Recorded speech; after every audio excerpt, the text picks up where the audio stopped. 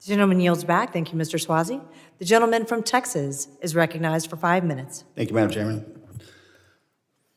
Good afternoon, Mr. Smith.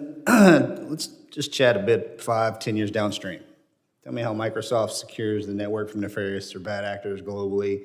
What is the, and I won't say end game because I don't ever think there's going to be a finish line when it comes to just the artificial intelligence, machine learning, or the cyberspace.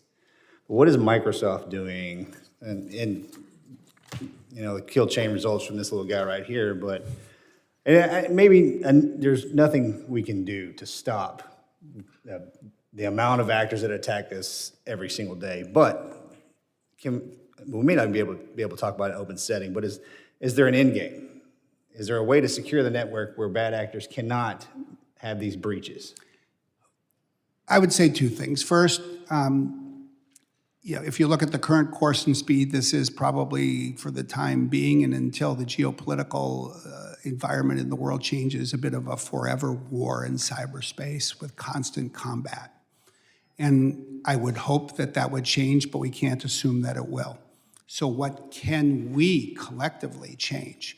Well, first at Microsoft, I would not just hope, but fundamentally believe that, say, 5 years from now, we're going to have production systems, engineering systems, networking, identity systems that make it extraordinarily difficult and just beyond the economic reach of our most sophisticated and well-resourced adversaries to attack and breach. Is that moving the infrastructure completely to a cloud-based system?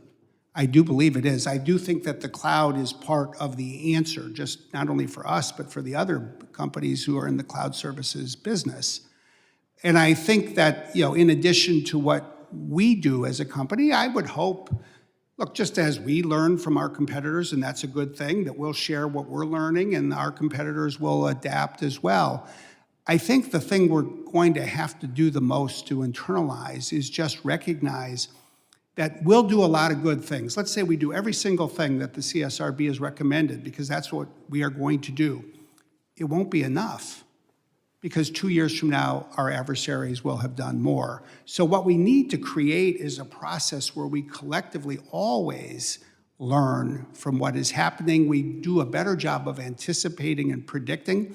And I do think that AI will be one of the great game changers, and we need to ensure that AI benefits the United States and our allies and the defense of people at a faster rate than it can be used by our foes to attack them. Inevitably, it's going to be the human variable that's removed from the cybersecurity space, and it's inevitably going to be completely AI-based. Is that a fair statement?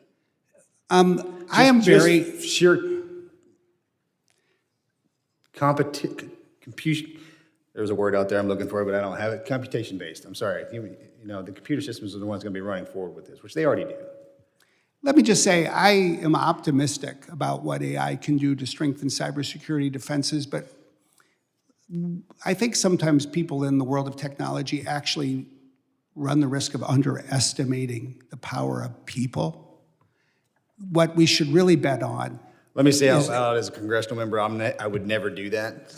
I want everybody to know that. What we should bet on and what we should pursue as a country and as an industry is the opportunity to enable people to stand on the shoulders of better technology.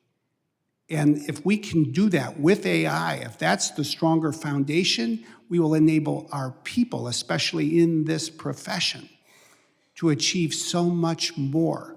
And we know that in Moscow and other places, they'll be trying to do the same thing. We've just got to do it better, and we've got to do it faster, and we can never take a day off.